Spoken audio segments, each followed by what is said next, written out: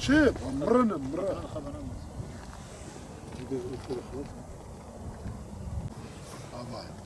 Haber Partisi.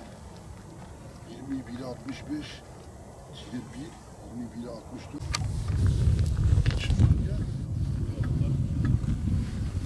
Ya bırak ya.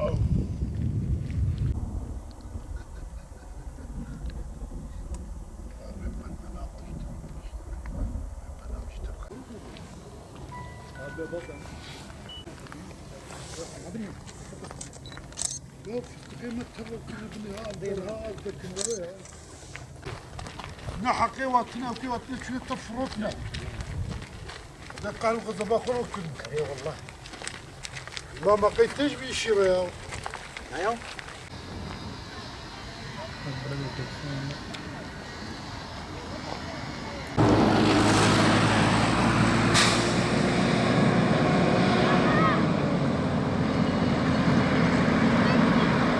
Ben Ahmet Günay, Karayın Köyü köy sakiniyim ben. 60-70 yıldır sürdüğüm tarla hem benim hem amcamın hem yengemin usulsüz bir şekilde kendi adlarına tapulaştırmışlar. Artık ne yapmışlarsa bazı devlet yetkililerimizi de öne sürerek işte benim yakınımdır, şudur budur diyerek tapulaştırmışlar. Bizi mağdur etmişler. Bunu satın alan İsviçre'de oturan bir şahıstır. İsviçre'de kendisi duruyor, sermayeyi sağlıyor, yeni buradaki faaliyeti sürdürüyor. Bize danışmadan bizim bazı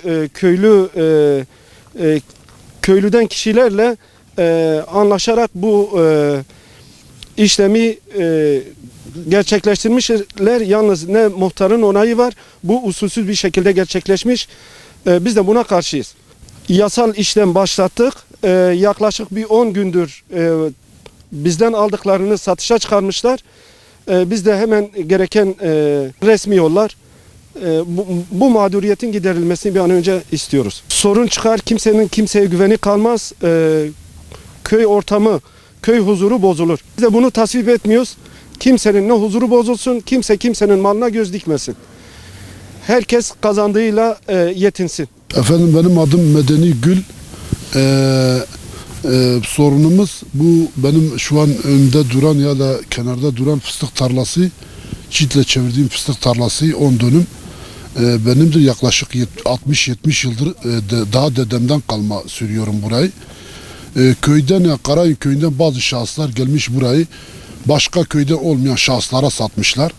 Bunu da resmi evrak üzerinden sahtecilikle yapmışlar. Çünkü ben köy muhtarı Hayrettin Gönkek'le yaptığım telefon görüşmesinde Milli Emlak'tan tespite gelen memurlara eşlik ettiğini ve ki hangi tarlayı kimin sürdüğünü beyan ettiğini ve bu beyanı resmi evrakla da bana gönderdiği şu anda telefon ekranımda da var. Muhtarın bana gönderdiği resmi evrak, Milli Emlak'ın resmi evrağıdır bu.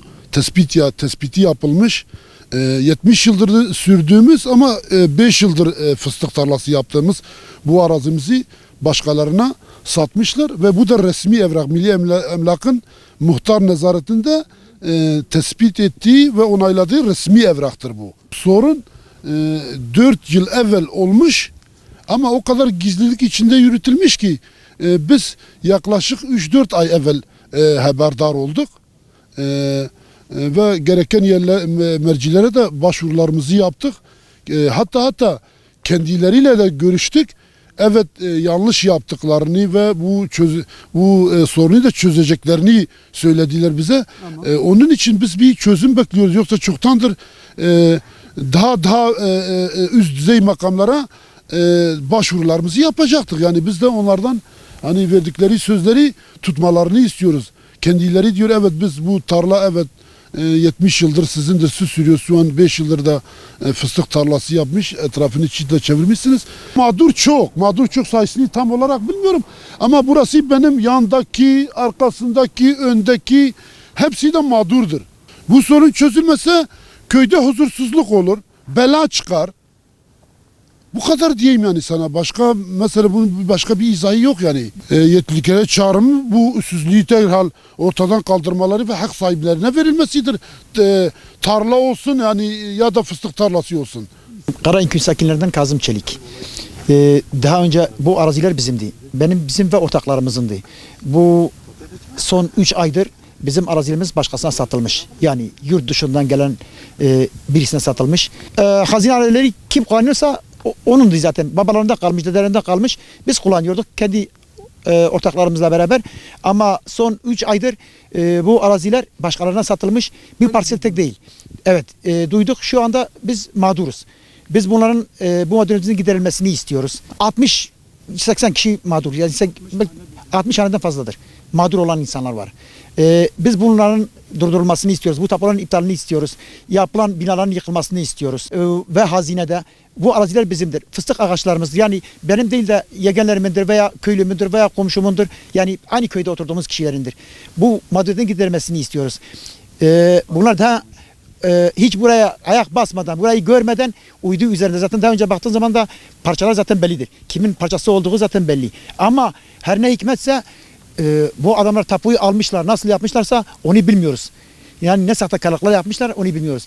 Bunlara yardımcı olan da ve bu işe yardımcı olan da biz kabul etmiyoruz. Yani bunlar kötü şeylere, yol kötü şeylere gidiyor.